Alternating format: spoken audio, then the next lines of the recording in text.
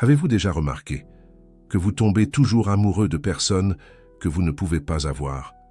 Des personnes engagées, émotionnellement indisponibles, distantes, ou tout simplement impossibles d'une manière ou d'une autre? Si cela décrit votre vie amoureuse, Carl Jung a découvert quelque chose à votre sujet. Et ce qu'il a trouvé va complètement changer votre façon de comprendre ce schéma. La plupart des gens pensent que c'est de la simple malchance. Ils pensent que c'est une coïncidence, ou pire, ils pensent qu'il y a quelque chose qui cloche chez eux, qu'ils sont maudits en amour, qu'ils ne méritent pas d'avoir quelqu'un de disponible. Mais Jung a découvert que ce n'est pas de la malchance. C'est un schéma très spécifique, qui apparaît chez un type d'âme très spécifique. Et Andrew Huberman a validé la neuroscience derrière ce schéma, d'une manière qui va vous laisser sans voix. Laissez-moi vous expliquer ce qui se passe réellement. Jung a identifié que certaines personnes ont ce qu'il appelait un développement psychique accéléré. Ce sont des personnes qui, par des circonstances de vie ou une nature innée, ont développé une maturité émotionnelle et spirituelle au-delà de leur âge chronologique. La psychologie moderne appelle cela la pseudo-maturité, lorsque cela se produit dans l'enfance. Des enfants de familles monoparentales, des enfants qui ont été confrontés à des pertes précoces, des enfants qui ont dû s'occuper de parents émotionnellement immatures. Ces enfants sont forcés de grandir trop vite. Mais Jung voyait quelque chose de plus profond. Il croyait que certaines âmes arrivent déjà dans cette incarnation avec un développement plus avancé, pas à cause d'un traumatisme, mais par l'accumulation d'expériences à des niveaux plus profonds de l'existence. La culture populaire appelle ces personnes des âmes antiques. Et bien que ce terme ne soit pas technique, il capture quelque chose de réel. Il existe des personnes qui vivent la vie avec une profondeur et une intensité que d'autres n'ont tout simplement pas. Et voici le problème. Ces âmes antiques tombent fréquemment amoureuses de personnes qu'elles ne peuvent pas avoir. Pourquoi? Jung a découvert 3 raisons principales. Et chacune d'elles a une validation neurologique dans les recherches qu'Andrew Huberman a compilées. La première raison est ce que Jung appelait l'attraction pour le non-intégré. Les âmes antiques ont fréquemment fait beaucoup de travail intérieur. Elles ont développé une conscience de soi. Elles ont intégré des parties de leur ombre. Elles ont avancé dans le processus d'individuation. Mais voici le paradoxe. Plus vous intégrez, plus vous devenez conscient de ce qu'il reste à intégrer. Et fréquemment, ce qu'il reste à intégrer est projeté sur d'autres personnes. Jung enseignait que nous projetons sur les autres ce que nous ne reconnaissons pas en nous-mêmes. Et pour les âmes antiques, cette projection se pose fréquemment sur des personnes qui personnifient quelque chose qu'elles ont réprimé dans leur propre développement. Une âme antique qui a développé une indépendance extrême peut tomber éperdument amoureuse de quelqu'un émotionnellement dépendant. Une âme antique qui a contrôlé rigidement ses émotions peut être attirée par quelqu'un chaotiquement émotionnel. La personne indisponible représente quelque chose que l'âme antique doit intégrer, mais qu'elle a réprimé en elle-même. Et voici la partie cruelle.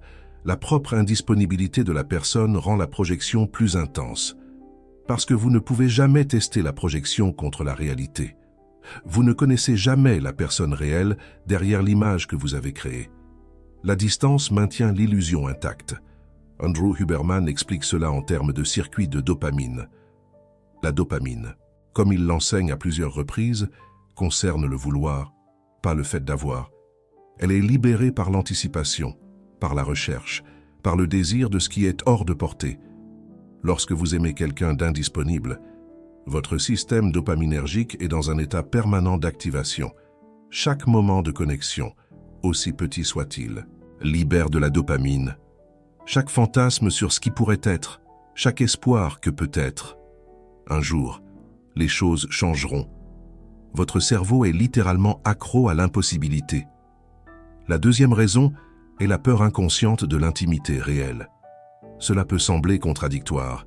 Les âmes antiques semblent vouloir une connexion profonde, plus que tout. Elles parlent de trouver leur âme sœur, d'amour véritable, de connexion qui transcende l'ordinaire. Mais Jung a observé un schéma perturbateur. Beaucoup de ces personnes, lorsqu'elles trouvent finalement quelqu'un de disponible et prêt pour une intimité réelle, perdent l'intérêt. l'étincelle disparaît, l'attraction meurt. Pourquoi? Parce que l'intimité réelle exige une vulnérabilité réelle. Elle exige d'être connue complètement, avec toutes ses failles, ses peurs et ses imperfections. Elle exige d'abandonner le contrôle. Elle exige de faire confiance. Et pour beaucoup d'âmes antiques, en particulier celles qui ont développé une maturité prématurée comme mécanisme de défense, cette vulnérabilité est terrifiante. Aimer quelqu'un d'indisponible est sûr d'une manière perverse.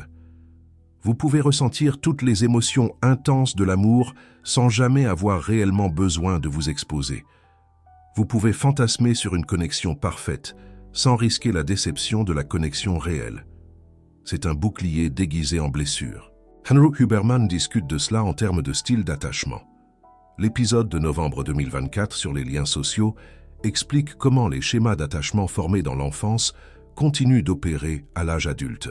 Les personnes ayant un attachement évitant sont fréquemment attirées par des relations impossibles parce que ces relations leur permettent de maintenir une distance émotionnelle tout en expérimentant l'intensité du désir romantique. La personne indisponible ne va jamais se rapprocher trop. Elle ne va jamais exiger la vulnérabilité que l'évitant craint. La relation impossible est la solution parfaite pour celui qui veut l'amour sans l'intimité. Gardez cela en tête, parce que cela va prendre tout son sens lorsque je révélerai la troisième raison. La troisième raison est la plus profonde de toutes. Jung l'appelait la recherche du divin dans l'humain. Les âmes antiques ont fréquemment une connexion forte avec ce que Jung appelait le numineux, le sacré, le transcendant. Elles cherchent un sens à tout. Elles vivent la vie comme un voyage spirituel, pas seulement matériel. Et cette recherche du transcendant se manifeste fréquemment dans l'amour romantique. Jung a écrit abondamment sur la façon dont l'amour est toujours, à un certain niveau, une recherche religieuse déguisée. Lorsque nous tombons amoureux, nous projetons notre anima ou animus. Oui, mais nous projetons aussi quelque chose de plus grand, l'image du divin. La personne aimée devient, inconsciemment, un substitut à Dieu. Elle représente la complétude, le salut, la transcendance. Elle promet de combler le vide existentiel que toute âme porte. Mais voici le problème. Aucun être humain ne peut tenir cette promesse. Les personnes disponibles et réelles révèlent rapidement leur humanité, leurs failles, leurs limitations, leurs faiblesses. L'illusion du divin s'effondre lorsque vous vivez avec quelqu'un jour après jour. Mais les personnes indisponibles, elles peuvent rester divines pour toujours. La distance préserve l'illusion. Vous ne voyez jamais leurs failles humaines parce que vous ne vous approchez jamais assez. Aimer quelqu'un que vous ne pouvez pas avoir est une façon de maintenir vivante l'expérience du sacré dans l'amour. Et c'est ainsi qu'on évite d'être déçu par l'humanité de l'autre. Une manière de se protéger. Illusoire, certes, mais rassurante. C'est pourquoi les âmes antiques, avec leur soif de transcendance, sont particulièrement vulnérables à ce schéma. Elles recherchent un idéal, souvent inatteignable.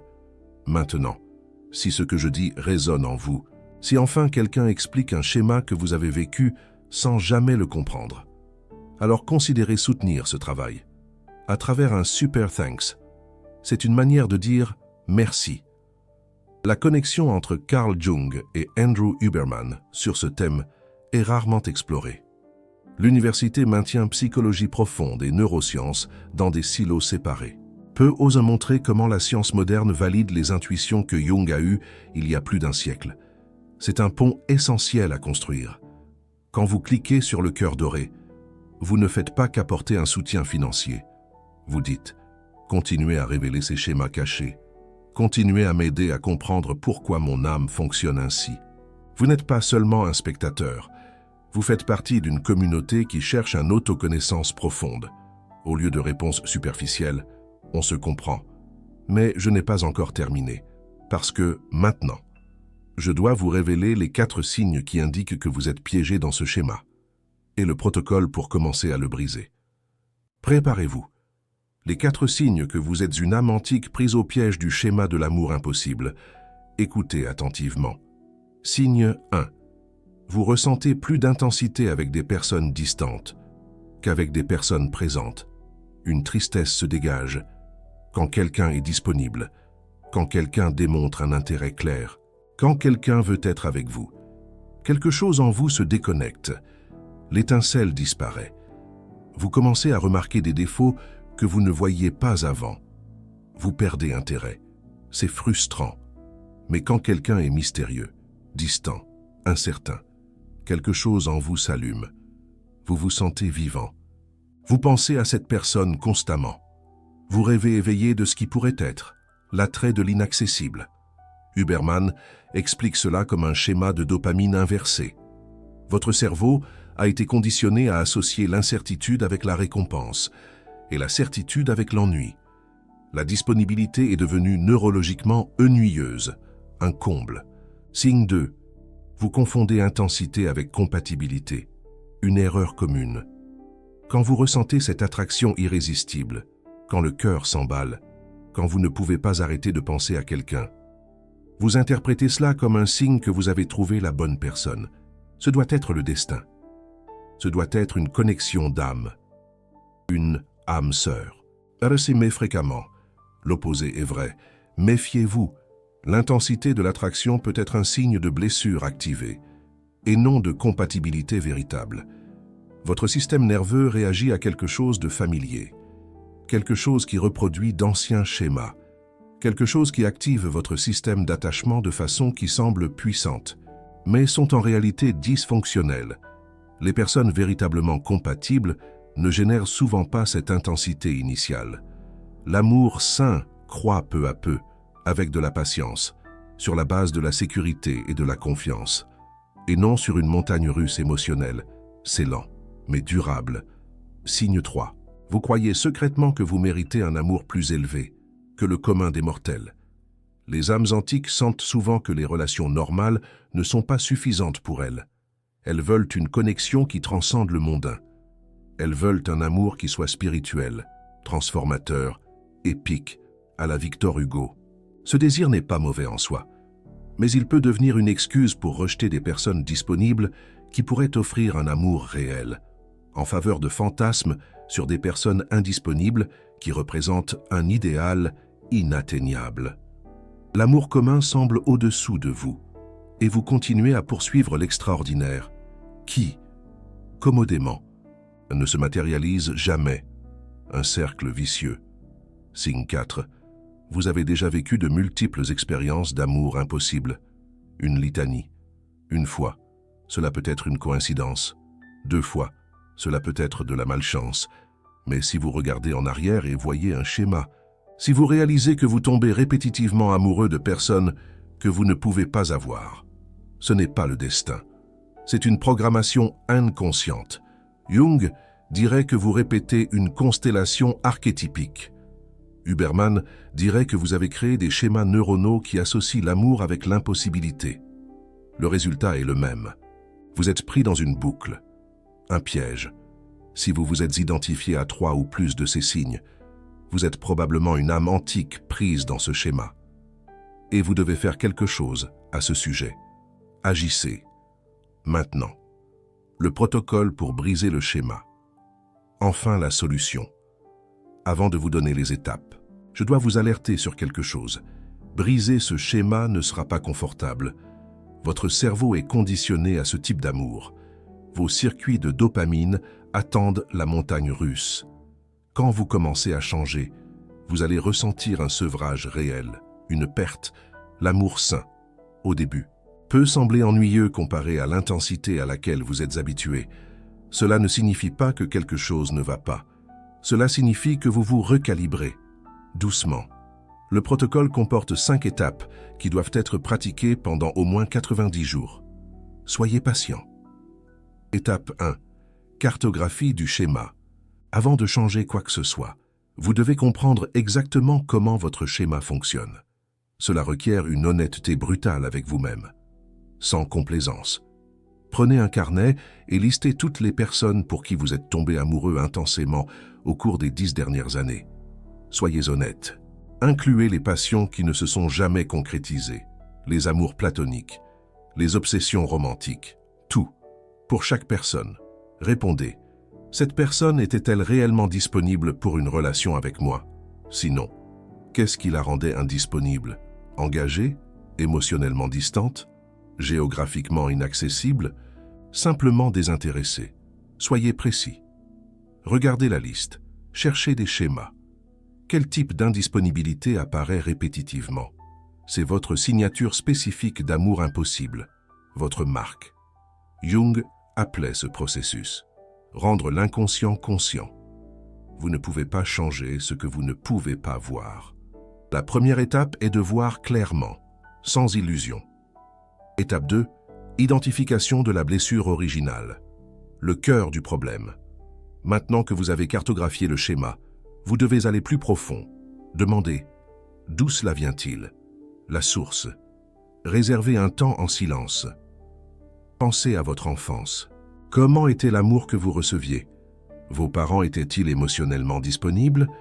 Avez-vous eu besoin de conquérir l'attention? Ou était-elle donnée librement? Avez-vous été abandonné d'une manière ou d'une autre? Physiquement ou émotionnellement? Examinez. Pour beaucoup d'âmes antiques, le schéma d'amour impossible a commencé dans l'enfance. Peut-être qu'un des parents était émotionnellement distant.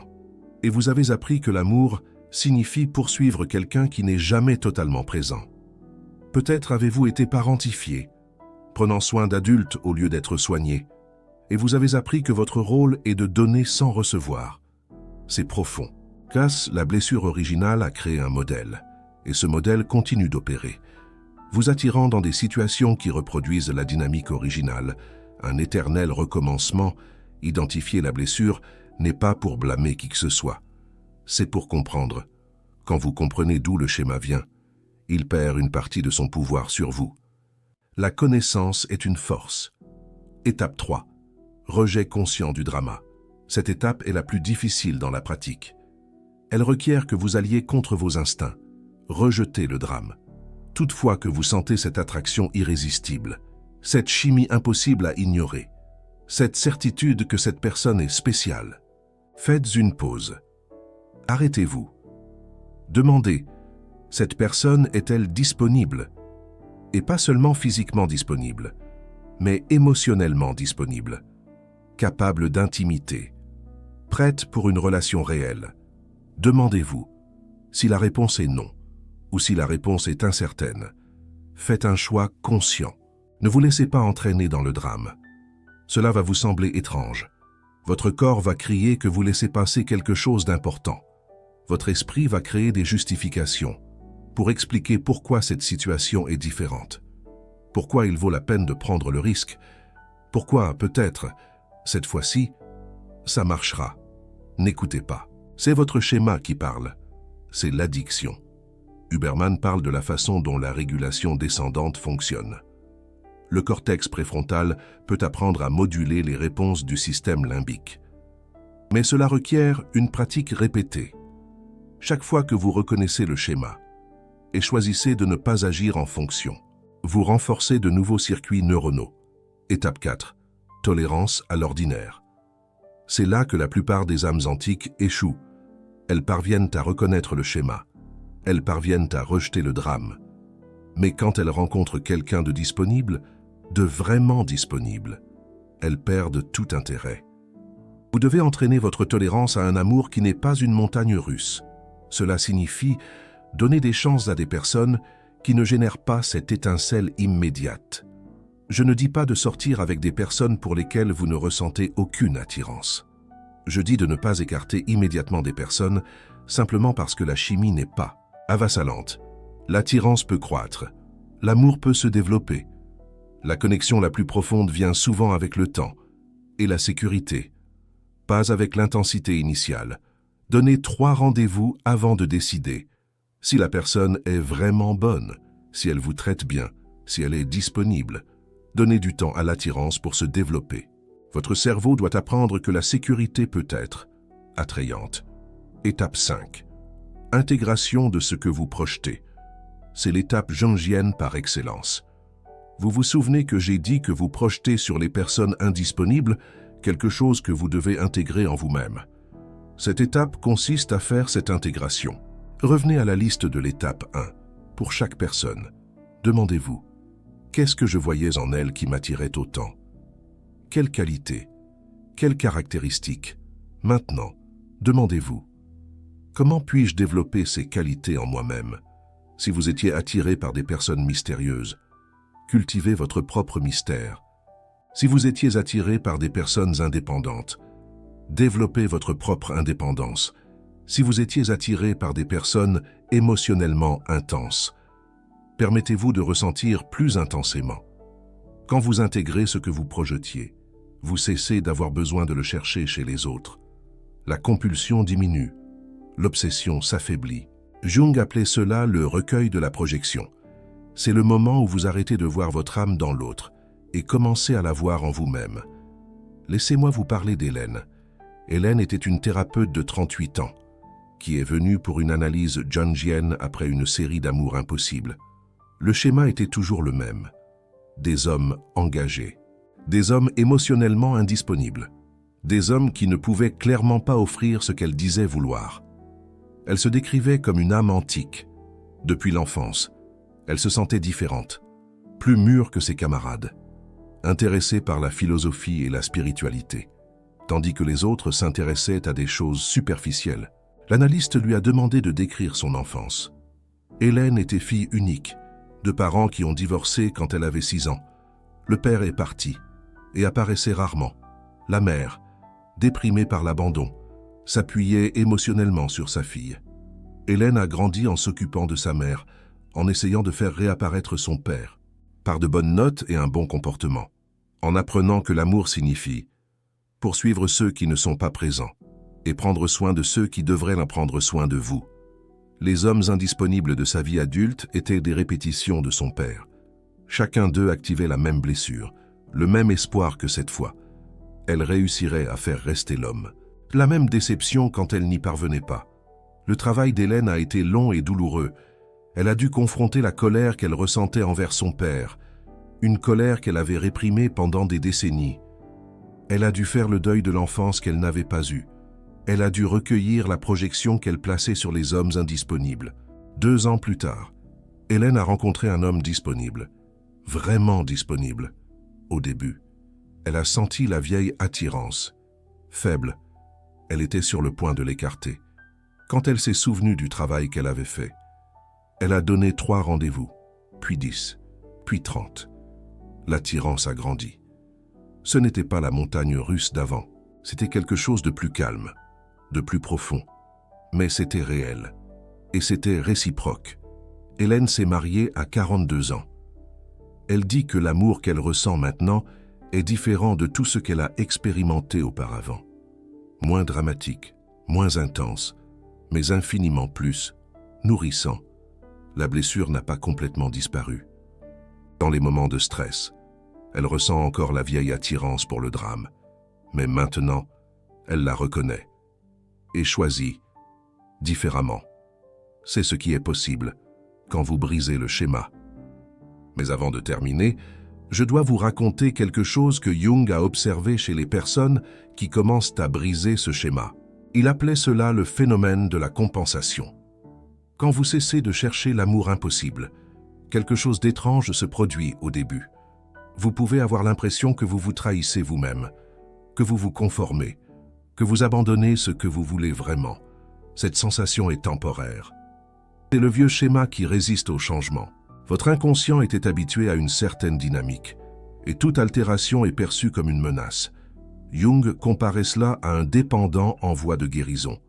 L'alcoolique qui arrête de boire a l'impression qu'il perd quelque chose. Il ressent un vide, là où la boisson avait l'habitude d'être. Mais ce vide est exactement l'espace où quelque chose de nouveau peut grandir. Le vide que vous ressentez quand vous cessez de poursuivre l'amour impossible est l'espace où l'amour réel peut enfin entrer. Il y a aussi un autre phénomène, que Huberman discute en termes neurologiques, la recalibration du système de récompense. Votre cerveau a été entraîné, à travers des années de schémas répétés, à associer l'amour avec l'impossibilité. Les circuits de dopamine s'emballent plus fort pour l'incertain que pour le disponible. Quand vous commencez à changer ce schéma, votre cerveau a besoin de se recalibrer. Cela prend du temps. Les premiers mois peuvent sembler émotionnellement ennuyeux. Vous pouvez avoir l'impression que vous avez perdu la capacité de tomber amoureux. Vous ne l'avez pas perdu. Vous êtes en train de vous la recalibrer. Huberman explique que le système dopaminergique est hautement plastique. Il peut apprendre de nouvelles associations, mais il a besoin de constance. Il a besoin de répétition. Il a besoin de temps. La marque de 90 jours que j'ai mentionnée dans le protocole n'est pas arbitraire. C'est approximativement le temps que le cerveau met pour établir de nouveaux schémas neuronaux, stables. Si vous abandonnez avant cela, vous revenez au schéma antérieur. Il y a quelque chose d'autre que Jung a observé et que je dois partager. Les âmes antiques qui brisent le schéma de l'amour impossible passent fréquemment par une période de deuil. Pas le deuil d'une personne spécifique, le deuil d'une identité. Une partie de qui vous étiez était liée à ce schéma. Le récit d'être quelqu'un qui aime trop profondément, qui ressent trop, qui est incompris en amour. Cette narration, aussi douloureuse soit-elle, est devenue une partie intégrante de votre identité. Quand vous modifiez ce schéma, une part de cette identité meurt, et toute mort, même celle de quelque chose de dysfonctionnel, exige un deuil. Autorisez-vous ce deuil. N'essayez surtout pas de sauter cette étape. Reconnaissez que vous abandonnez une version de vous-même. Remerciez-la pour tout ce qu'elle vous a enseigné. Et ensuite, laissez-la partir. De l'autre côté du deuil, une nouvelle identité émerge. Non plus la personne qui aime l'impossible, mais la personne qui est capable de donner et de recevoir un amour véritable. Cette nouvelle identité est moins dramatique, moins tragique, moins romantique au sens cinématographique du terme, mais elle est infiniment plus fonctionnelle, infiniment plus satisfaisante. Carl Jung appellerait cela une partie du processus d'individuation. Laisser mourir de vieilles formes d'être, pour que de nouvelles formes puissent naître, comme la chenille qui se transforme en papillon. Permettez-moi de vous poser une dernière question. Si vous pouviez choisir entre deux vies amoureuses, laquelle choisiriez-vous? La première, une vie remplie de passions intenses pour des personnes que vous ne pouvez pas avoir. Beaucoup d'intensité, beaucoup de douleur, beaucoup de nuits blanches à penser à quelqu'un, des histoires tragiques à raconter, de la poésie écrite avec des larmes. Mais au final, seul. La seconde, une vie avec moins de drama, moins d'intensité initiale, mais avec quelqu'un qui est réellement présent, quelqu'un qui est là tous les jours, quelqu'un avec qui vous construisez une vie réelle, pas une simple fantaisie, moins d'histoires à raconter, mais plus de paix, plus de connexion, plus de présence. La culture, la société, nous enseignent à choisir la première. Elle romantise la douleur, glorifie l'impossible, comme on le voit souvent dans la littérature et le cinéma français. Jung et Andrew Huberman nous montrent que la seconde est possible et que vous pouvez reconstruire votre capacité à la choisir. Le choix vous appartient, mais maintenant vous savez que c'est un choix, pas une fatalité, pas une malédiction, un choix. Et les choix peuvent être différents. Vous vous souvenez, au début, quand je vous ai dit que ce n'était pas de la malchance, maintenant vous comprenez, ce n'est pas de la malchance, c'est un schéma. Et les schémas peuvent être transformés par ceux qui ont la conscience et le courage de faire le travail. Vous avez cette conscience maintenant. La question est, avez-vous le courage? Je crois que oui. Les âmes antiques ne sont pas faibles. Elles sont profondément résilientes. Elles ont survécu à des choses que d'autres n'imaginent même pas. Ce schéma d'amour impossible a été, d'une certaine manière, une protection. Une façon de ressentir intensément sans s'exposer complètement. Mais les protections qui ont servi dans le passé peuvent devenir des prisons dans le présent. Il est temps de sortir de la prison, pas parce qu'il y a quelque chose qui ne va pas chez vous, mais parce que vous méritez plus que de visiter l'amour de loin. Vous méritez de l'habiter, pleinement. Maintenant, une réflexion finale. Nous vivons dans une culture qui romantise l'amour impossible. Des films, des musiques, des romans. Le message constant est que le véritable amour est dramatique, que les difficultés sont la preuve de la profondeur, que poursuivre ceux qui ne vous veulent pas est noble. On pense à des figures comme Roméo et Juliette, ou aux amours tragiques dépeintes par des auteurs français comme Victor Hugo. Jung et Huberman révèlent une vérité différente. Jung montre que beaucoup de ce que nous appelons amour est projection, que c'est la recherche de parties de nous-mêmes que nous projetons sur les autres, que c'est la répétition de schémas anciens déguisés en destin. Huberman, lui, montre que nos cerveaux peuvent être reconditionnés, que les schémas qui semblent figés peuvent être modifiés, que la dopamine peut être redirigée vers des récompenses plus saines, que notre plasticité neuronale nous offre toujours une chance de changement. Vous n'êtes pas condamné à aimer ceux que vous ne pouvez pas avoir. Vous n'êtes pas frappé d'une malédiction amoureuse. Vous avez un schéma, et les schémas peuvent être brisés. La question est, êtes-vous disposé à faire le travail? Parce que le travail est réel. Il requiert de confronter des blessures anciennes. Il requiert de tolérer l'inconfort du changement. Il requiert d'abandonner le drama qui, aussi douloureux soit-il, est devenu familier. Mais de l'autre côté de ce travail existe la possibilité d'un amour réel. Pas l'amour des films, pas l'amour épique et dramatique, mais un amour qui nourrit, un amour qui est présent, un amour qui est réciproque. Et c'est cela que les âmes antiques méritent vraiment. Non la solitude romantique de poursuivre l'inatteignable, mais la connexion réelle avec quelqu'un qui peut réellement être là, pour vous. Commentez ici en bas. Âme antique. Si vous vous êtes identifié à ce schéma, si vous comprenez enfin pourquoi votre vie amoureuse a suivi ce chemin, écrivez âme antique. Je veux savoir combien d'entre vous reconnaissent leur propre histoire dans cette vidéo. Et si vous connaissez quelqu'un qui tombe toujours amoureux de personnes indisponibles, quelqu'un qui semble maudit en amour, partagez cette vidéo. Cela pourrait être le premier pas pour cette personne afin de briser un schéma qui la maintient prisonnière depuis des années.